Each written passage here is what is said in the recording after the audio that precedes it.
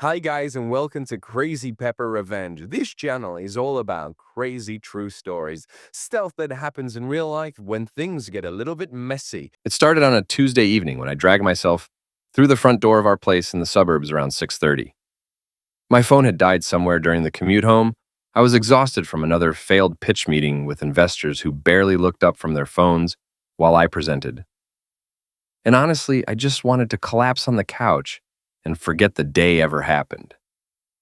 Instead, I found my wife, Veronica, standing in our living room, methodically packing her belongings into a suitcase with the kind of military precision that made it clear this wasn't a spontaneous decision.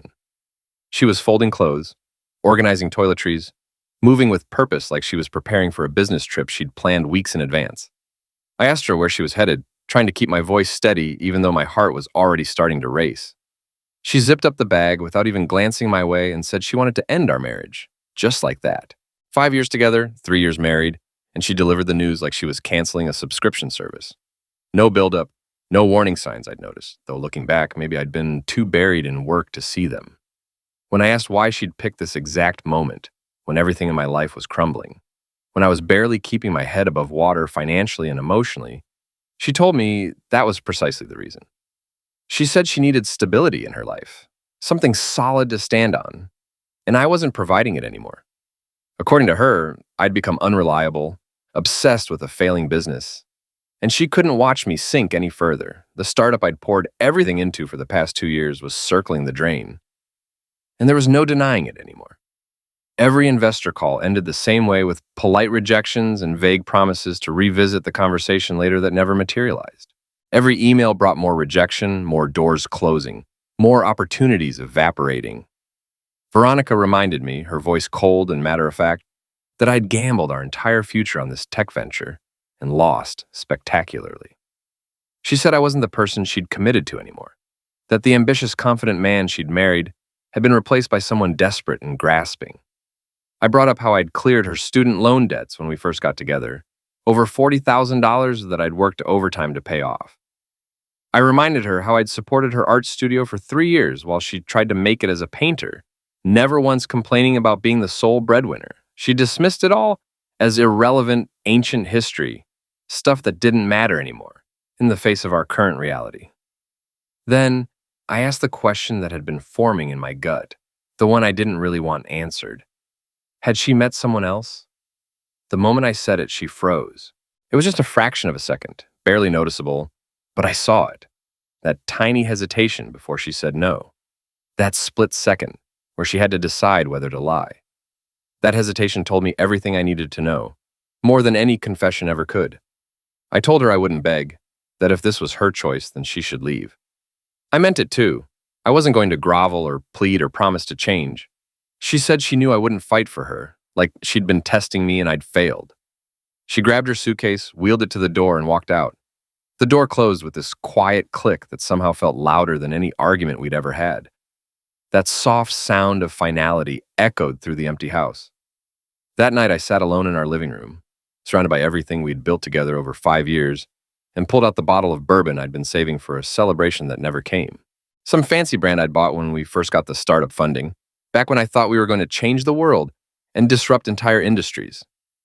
I didn't bother with a glass, just drank straight from the bottle while sitting in the dark, leather armchair she'd always complained was too masculine for the space. The silence felt alive, pressing in from every direction, filling up the spaces where her presence used to be. The hum of the refrigerator, the ticking of the clock on the mantel, the creak of the house settling, all of it felt amplified in her absence. I looked through old photos on my phone, swiping through years of memories that now felt like they belonged to someone else's life.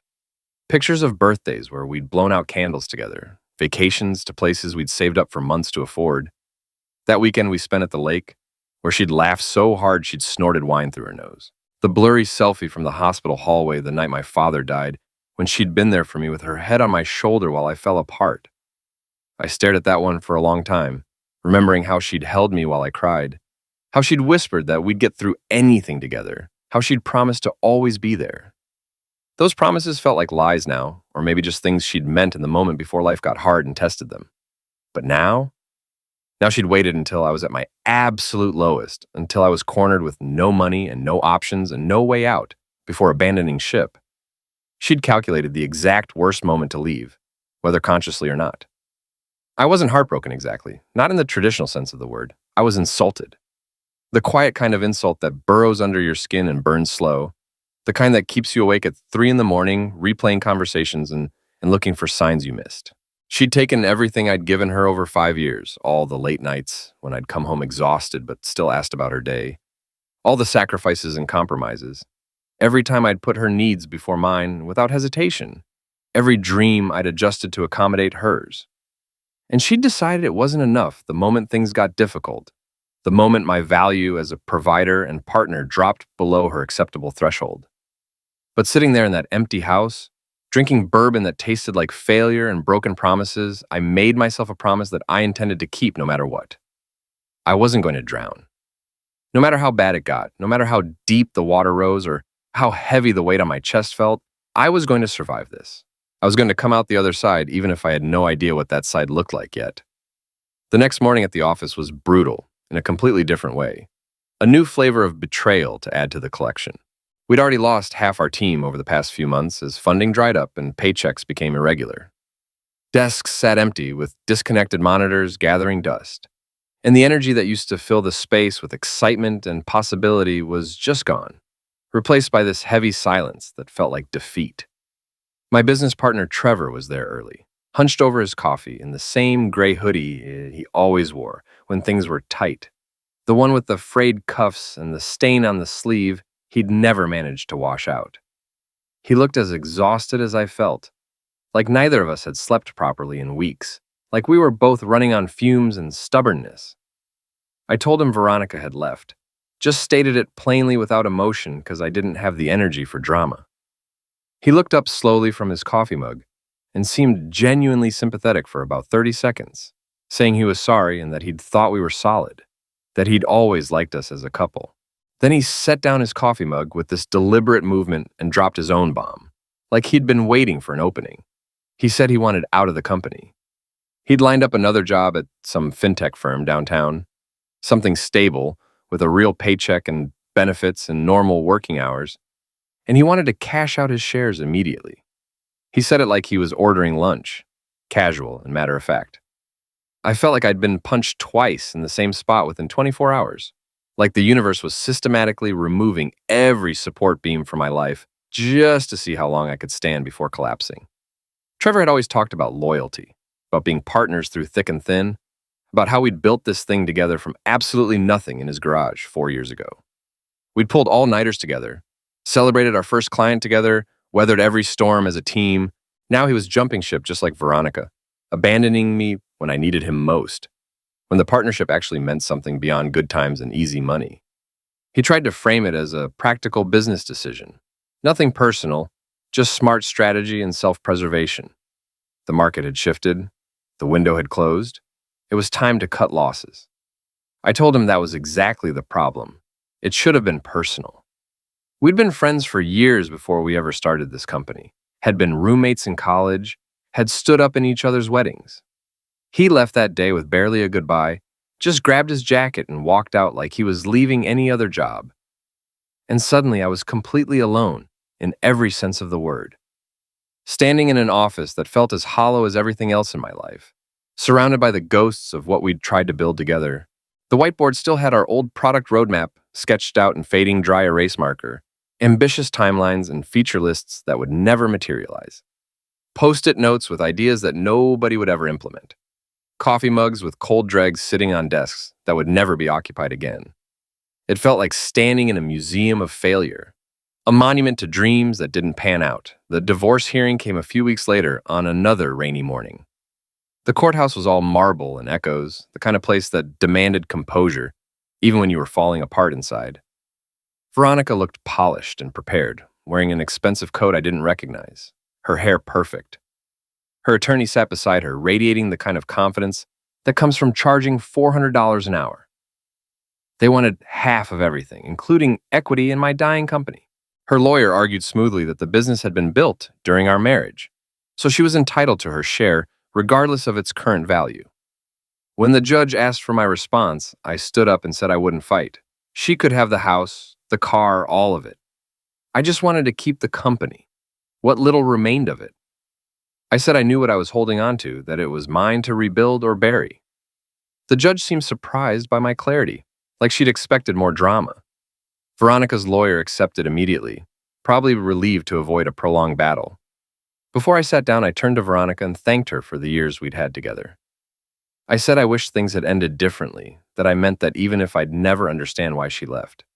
She looked at me briefly, her jaw tight, but said nothing. Walking out of that courtroom, I didn't feel victorious or relieved. I just felt intact, like I'd survived something that should have destroyed me. And sometimes that's enough. 3 days later, I was essentially homeless, living out of my car with all my possessions crammed into garbage bags and a duffel that was splitting at the seams. I'd crashed on a few couches over those days, spent 2 uncomfortable nights at a buddy's place in the next town over, where I'd slept on a futon that smelled like old pizza and regret. One awkward evening, sleeping on an ex-coworker's office floor with a thin yoga mat as my only cushion against the hardwood. But I was running out of options fast and running out of people willing to take in a broke divorced guy with too much baggage and not enough prospects. You can feel yourself becoming a burden, can see it in people's eyes when they calculate how long they're willing to help before it becomes too inconvenient. Then I got a text from Veronica's younger sister, Isabel. She'd heard what happened through the family grapevine and offered me her couch in the next town over, no strings attached, no judgment. Just a simple offer of help when I desperately needed it. Isabel had always been different from Veronica in ways I'd noticed, but never really thought about deeply. 5 years younger, quieter, more genuine in her interactions. She was the one who'd slip me knowing looks at family gatherings when Veronica was being difficult or dominating conversations with stories that made her the hero of every situation. I remembered this one Thanksgiving dinner that had stretched on for hours when she'd passed me a note under the table while Veronica was holding court about some gallery showing.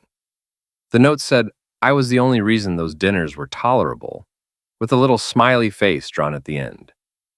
I'd smiled and tucked it into my pocket, never threw it away actually. Probably still had it somewhere in a box of random keepsakes. I'd always liked her, but never really knew her well beyond surface-level small talk.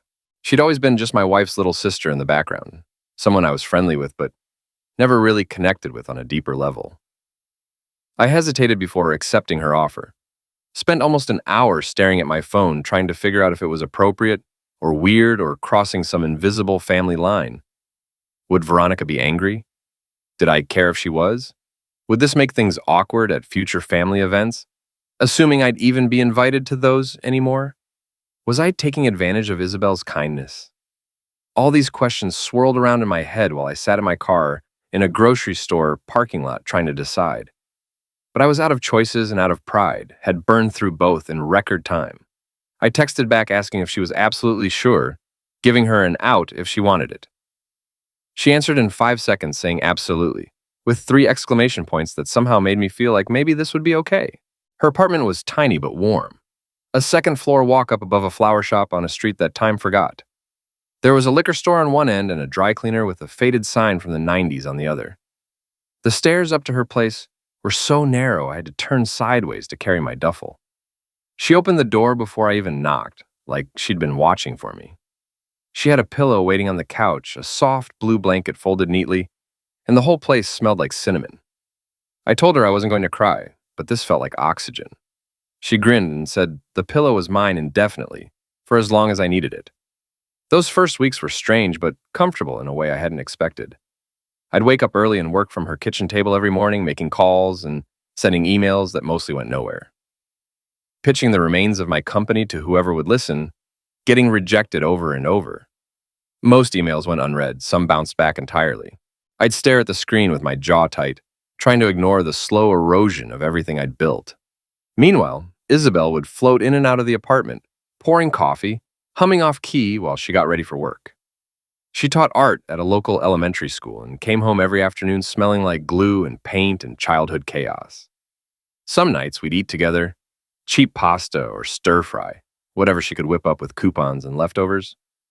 The meals were simple, but felt like more than just food. They felt like companionship. I offered to help with groceries the first week, tried to insist, actually. She waved me off and said I could pay her back when I was rich again, said it with this grin that made it clear she wasn't worried about the money, I told her I was serious, that I didn't take charity. She looked at me gently and said she wasn't offering charity, this was just life.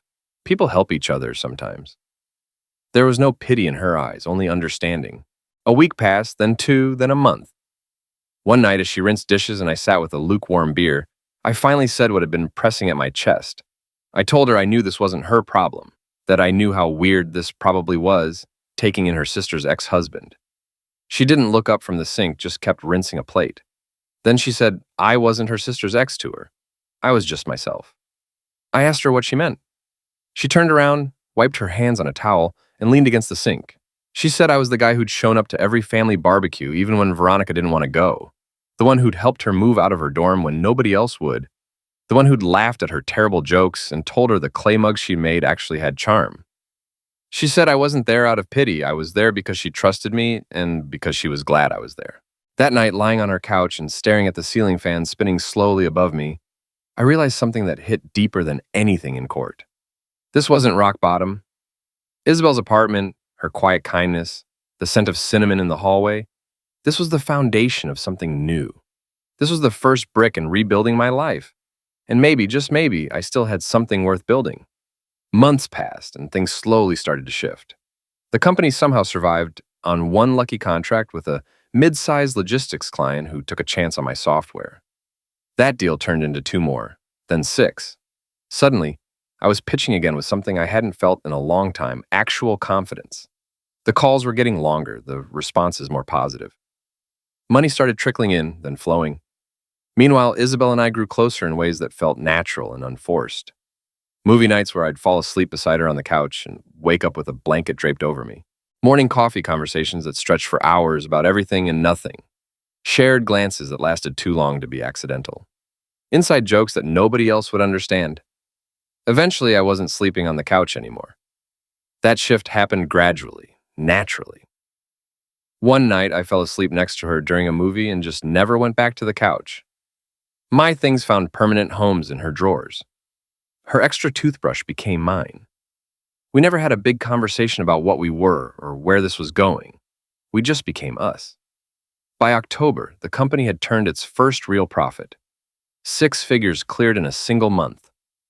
I opened my laptop one morning to check the numbers and just stared at the screen in disbelief. From the kitchen, Isabel called out asking if that was the face of a man who finally didn't have to eat instant noodles anymore. I laughed and told her it was the face of a man who might actually buy furniture that wasn't from Craigslist. That night I booked a table at a rooftop restaurant in the city. Small place with string lights overhead and heaters glowing like warm lanterns in the crisp fall air. Isabel wore this burgundy sweater dress and those boots she always called her splurge regret, but never stopped wearing. We ordered hot cider and shared flatbread and just existed together. Easy, close, real. Halfway through dinner, I looked at her across the table, lit by that amber light with the wind tossing her hair gently, and I stopped eating mid-sentence. She raised an eyebrow and asked what was wrong. I told her I needed to say something. She tilted her head, waiting. I told her I loved her, and it just came out. No dramatic pause, no rehearsed lines. I said I loved her, not because of what she'd done for me, but because of who she was. That this life, whatever it was we'd built together, I wanted it permanently.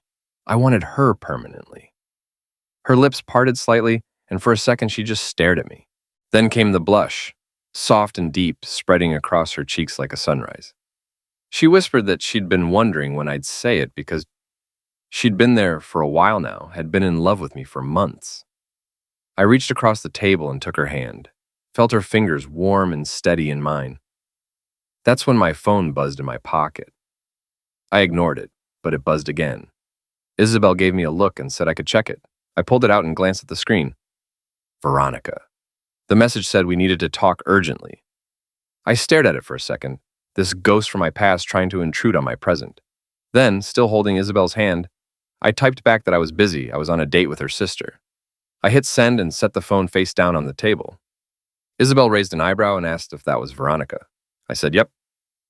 She grinned wide and said it was about time Veronica saw who actually stayed. I leaned back with my cider in hand, heart steady, and for the first time in a long while, I felt completely whole. A few weeks later, on a Friday afternoon, Veronica showed up at my office unannounced. I was standing by the window, watching traffic crawl below when the door slammed open. I turned slowly, and there she was, windblown, with pale eyes rimmed red. She looked wrecked, like she hadn't slept in days. She didn't knock, didn't ask permission, just walked in like the room owed her an audience. She said my name, her voice already breaking. I didn't respond, just walked behind my desk and took a seat. I gestured to the chair across from me like I was welcoming a client, not the woman who'd packed a suitcase and walked out of my life without looking back. She sat down, but barely, perched on the edge like she might bolt at any moment. She said she'd messed up worse than I knew. Her hands were shaking badly. I said nothing, just waited. She looked up and met my eyes, and for the first time since the divorce hearing, I saw real fear in her face. Not anger, not cold calculation, just the sinking realization of someone who'd destroyed everything and was only now understanding the consequences.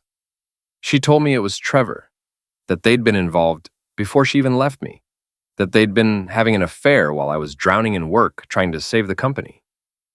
She said she didn't plan it, that it just happened, that Trevor had told her I was lost in the business, obsessed and blind to reality. He'd convinced her that I wasn't the right person to lead the company anymore, that if he took control, he could save everything. She said she was scared and tired, and she believed him. She took a shaky breath and continued. Trevor had started talking about how he could bring in better clients, clean things up, turn it all around. She thought he was trying to help, but he didn't save anything. He'd been draining the company quietly, stealing leads and rerouting them to another firm he was consulting with on the side. He'd used her to get into my blind spot, used their relationship to distract me and cover his tracks. She claimed she didn't know at first, swore she didn't realize what he was doing until it was too late and she was already too deep in it. She wiped her face with her sleeve and said Trevor was getting sued now by that other firm, something about fraud and breach of contract. It was all going to become public, splashed across industry news and legal filings. She said she wanted me to hear it from her first before it all came out in court documents and gossip. I stood up slowly and walked to the window, hands in my pockets, back to her. I stared out at the city below, processing everything she'd just confessed. She said she thought I should know, that she wanted me to hear it from her. I turned around and said she wanted to get ahead of it, wanted to control the narrative before it controlled her. She swallowed hard. I told her I appreciated the truth, but that the truth didn't erase what she'd done when I needed her most. She said she never meant to destroy me. I said simply that she didn't destroy me. She just made sure I had nothing left to stand on, that there was a difference. Her lip trembled. She whispered that she'd loved me. I said I believed her, that I really did, but that she'd loved herself more, had chosen her own comfort over our partnership when things got hard. She took a breath, maybe ready to argue or plead. I didn't give her the chance. I told her there was nothing left to say, that this conversation was over. She stood slowly, her shoulders slumped, like she'd aged 10 years since walking through my door. She said quietly that Isabel was good to me, that she could see that Isabel had always seen me better than she did. I didn't respond to that. She turned and walked to the door, her hand hesitating on the handle. She said one last time that she was sorry. I said nothing. The door clicked shut behind her, and I stood in the middle of my office, surrounded by everything I'd rebuilt, finally understanding the shape of the wound I'd carried for over a year. It wasn't confusion anymore. It was clarity. And clarity is colder than grief, but it hurts less. I didn't rush into action. I gave it 2 days to sit with the truth, to let the dust settle and think through my options carefully. Then I called a friend, a lawyer named Harper Knox, who I'd once pitched a software demo to. She hadn't invested, but she'd liked the way I presented, said I had sharp instincts, even if my poker face needed work. She picked up on the first ring, curious why I was calling. I told her I needed her help, and that I wasn't calling as a salesman. She heard the tone in my voice and told me to meet her Monday. By Friday, she'd built a case that was airtight. Trevor had siphoned data, stolen client lists, and in at least one instance, sent duplicate invoices under a dummy shell company he'd set up. We had receipts, email trails, bank records. Veronica's confession had filled in the narrative gaps, given us the why behind the what. Harper leaned back in her chair, flipping through pages with the calm of someone who'd taken down bigger men for less. She asked if I was sure I wanted to go through with it, warned me that lawsuits take time and energy, that I'd be dragged through depositions and discovery. I told her I'd already been dragged through worse, that this wasn't about revenge, it was about standing up. She gave me a small smile and said, "Then let's hit him where it counts." Court was quiet when we walked in, cold lighting and polished wood, the kind of place that demanded composure. Trevor sat across from me wearing a navy suit that fit too well for a man claiming he'd done nothing wrong. He wouldn't look at me directly, kept his eyes down or on his own lawyer. I didn't need him to look at me. When the judge gave me the floor, I stood, buttoned my blazer, and walked up to speak. My voice didn't shake. I told the judge I'd trusted Trevor, not just with my company, but with my loyalty and friendship. That he'd been my partner, someone I'd counted on. And when things started to fall apart, when we were both supposed to carry the weight together, he'd chosen to quietly walk away with the best pieces and leave me buried under the rest. I said his betrayal wasn't loud or dramatic. It was quiet, strategic, hidden. And that's what made it worse, because he didn't just want to see me fail, he needed it. He'd engineered it. I turned slightly and looked at him. I said he didn't just hurt me, he hurt everyone who'd depended on us. The clients who'd trusted us, the interns who never got their final paychecks, the employees who'd stayed loyal when they should have run. I told the judge this wasn't about revenge or bitterness. It was about accountability, about making sure there were consequences for deliberately destroying something we'd built together. Trevor looked away, couldn't meet my eyes. The judge reviewed the files for what felt like an hour, the courtroom completely silent except for the sound of pages turning. And then the gavel came down. Trevor's company would pay full damages, every cent he'd stolen plus interest and legal fees.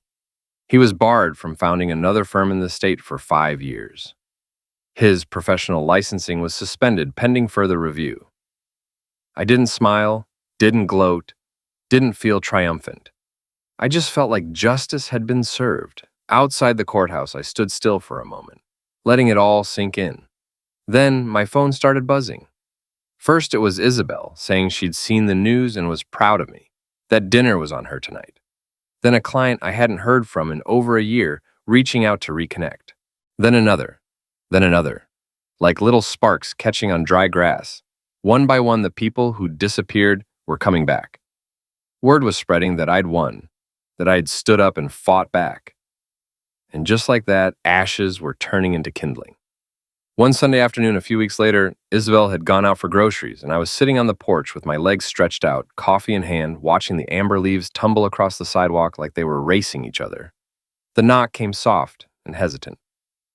I knew it was Veronica before I even opened the door, could feel it somehow. She stood there in a long coat, with her hair tucked into a scarf, her makeup barely holding back the storm in her eyes. She said my name and asked for just 5 minutes, promised she'd leave after that. I didn't move at first, just looked at her. Then I stepped aside, not because I owed her anything, but because I needed to close this chapter properly, needed to say what hadn't been said. She walked in slowly, glancing around the living room like the walls might accuse her. The space was modest but warm. Books stacked on the table, the soft hum of Isabel's favorite jazz station playing low from the kitchen speaker. Veronica took it all in, seeing the life I'd built without her, then turned toward me. She said she'd been thinking about me constantly since that day at my office, since she'd finally told me everything, that she knew she'd destroyed what we had, knew it was her fault. But she said she didn't come to rewrite history or make excuses. She came because I needed to know she still loved me, that she'd never stopped. I looked at her, not the way I used to with hope or longing, just with the quiet steadiness of someone who'd already buried that chapter and moved on. She said she'd thought she was doing the right thing back then, that she'd been scared watching the business die, watching me slip away into obsession, that Trevor had told her things that made it easy to believe it was all over, that there was no saving it or me. Tears slid down her cheeks and she didn't bother wiping them away. She said she confessed everything not to win me back or clear her name, just because she couldn't carry the weight of the lies anymore. But now standing in my living room, she couldn't ignore it anymore. She said she wanted another chance with me, wanted to try again now that everything was out in the open. The silence stretched long enough for her hope to rise and then crash. I told her gently but firmly that I was sorry, but that part of my life was over. That I appreciated her honesty, I really did, but the truth didn't erase what she'd done when I needed her most. She stepped forward, reaching out slightly. I stayed where I was. I told her she'd left me, not in a storm of anger or during a fight, but deliberately. She'd looked me in the eye while I was bleeding out and walked away, And now that I was standing again, now that I had something to show for surviving the wreckage, she wanted to come home. I said I understood why, but the answer was no. She wrapped her arms around herself, like the chill had finally reached her bones. I told her she was right, that she didn't come to rewrite history. She came because she couldn't live with how it ended. But I could live with it. I'd made peace with it months ago. She whispered that she'd loved me. I said I believed that, I really did. But I told her Isabel had loved me through it all, had loved me when there was nothing to love but potential and hope. That stopped Veronica cold. I didn't say it with anger, just simple truth. I said Isabel had stood by me when there was nothing left to stand on, that she'd opened her door when I had nowhere to go, that she'd filled the silence Veronica left behind. Not to save me or fix me, just to be there. I said I was hers now, and that I was happy, truly happy for the first time in years. Veronica's lip trembled and she nodded slowly, understanding that this really was the end. She turned toward the door and her hand hesitated on the knob. She said one more time that she never meant to hurt me that way. I said I knew, but that she had anyway, and that was something we both had to live with. She opened the door and stepped out into the crisp autumn afternoon. I watched her walk down the path, her shoulders hunched, her steps slow and heavy. She didn't look back, and neither did I. The door clicked shut behind her, and it didn't sound like an ending. It sounded like peace, like the final page of a book I'd already finished reading. A few days later, I went to a small jewelry store tucked between a diner and a record shop on a quiet street downtown. The sign was faded and the bell on the door was too eager, but it felt right somehow. The man behind the counter was in his 60s, with glasses sliding down his nose and a voice that was low and warm. I told him I didn't want anything flashy or oversized. Nothing that screamed, "Look at me." Just something honest. He nodded like he understood that better than anything, like he'd been waiting his whole career for someone to ask for honest instead of impressive. 10 minutes later, I had it. A simple, thin gold band with a single diamond, no extra frills or complications. It didn't need them. Isabel wasn't the type to count carats or compare rings. She noticed things like quiet effort and genuine eye contact, and whether you showed up when you said you would. That evening, I came home to the scent of roasted garlic and the faint crackle of a vinyl record playing from the corner of the living room. Isabel sat cross-legged on the couch with her hair pulled back, a paperback open on her lap. She looked up when I walked in and said I was late. I held up a bag of takeout and a small black box, told her I'd had an errand to run. She raised an eyebrow and asked if that was from the sketchy taco place or the expensive one. I smiled, walked over, set the food down on the coffee table. Then I took a slow breath, reached into my pocket, and lowered myself onto one knee right there in our living room. Her eyes widened, and the book dropped from her hands, hitting the floor with a soft thud. I said her full name, told her she'd taken me in when I had nothing, no pride, no place to go, barely a pulse. That she'd reminded me how to breathe, how to stand back up when I'd forgotten. I said she didn't fix me, she just stood still beside me while I fixed myself. And now I wanted to spend the rest of my life standing beside her. There was one perfect beat of silence, where the whole world seemed to hold its breath. Then she screamed, full joy and full volume, and practically tackled me off balance as she threw her arms around my neck. She shouted yes over and over, laughing and crying at the same time. I slipped the ring onto her finger, and she looked at it like it was glowing from the inside out, like it was the most beautiful thing she'd ever seen. She held my face in both hands and asked if I was sure, really sure. I kissed her forehead and told her I'd never been more certain of anything in my entire life. And sitting there on the floor of our living room with her in my arms, I didn't feel broken or lucky or even redeemed. I just felt home. The wedding was small and perfect, exactly what we both wanted. No grand arch, no rows of strangers in uncomfortable chairs, no rehearsed smiles for distant relatives we barely knew. Just our closest people gathered in a garden on a perfect afternoon. There was a soft breeze moving through the trees and sunlight filtering down through the leaves in golden streams. Isabel walked toward me in a simple white dress that floated like it belonged to the wind itself, and I stood at the front with my heart steady for once in my life. No stage fright, no doubts, no fear. She reached me and took my hands, her fingers warm and shaking just a little. I gave them a gentle squeeze and smiled. The officiant spoke gently, but I barely heard the words. My eyes didn't leave hers, couldn't leave hers. When it was my turn to speak, I didn't read from the folded card in my pocket that I'd spent hours writing and rewriting. I just spoke from somewhere deeper. I told her she'd love me when I didn't even like myself, when I was at my absolute lowest and couldn't see a way forward. That she'd stood still when the entire world turned its back. That she'd believed I could heal when I'd stopped believing it myself. I said I didn't care about yesterday or last year or anything that came before this moment. All I wanted was every tomorrow, as long as she was in it. Her lips trembled and her eyes never left mine. She didn't wait for the officiant to give permission or say the traditional words. She just leaned in and kissed me, soft and full and perfect. And the garden around us disappeared. There was gentle applause breaking out around us, a few tears from friends, a few cheers. But all I could see or feel was her later, as we stood hand in hand under the evening sky with the sun setting in brilliant oranges and pinks. I looked at everything around me. Our friends laughing and talking, the simple beauty of the garden, the peace in Isabel's eyes. And I realized this was the real victory, the one that actually mattered. Not the court ruling against Trevor, not the money flowing back into the company, not even the vindication of being proven right. This was it, finding something unshakable in the ashes of everything they'd tried to break. A new home, a new love, a quiet life built with both hands and honest effort. The past was finally where it belonged, behind me, and the future stretched out ahead, full of possibility. So that's my story, the whole messy, complicated journey from rock bottom to here. I guess I'm still processing some of it, still trying to make sense of certain pieces. Like whether Veronica's confession actually mattered in the end. Was it too little too late? Just a selfish attempt to ease her own guilt? Or did it take real courage to come clean even after everything was already destroyed, knowing I might never forgive her? I honestly don't know the answer. Maybe both things are true. Maybe people are complicated and motives are never pure. But I do know I'm exactly where I'm supposed to be now, and that's enough. More than enough, actually. It's everything.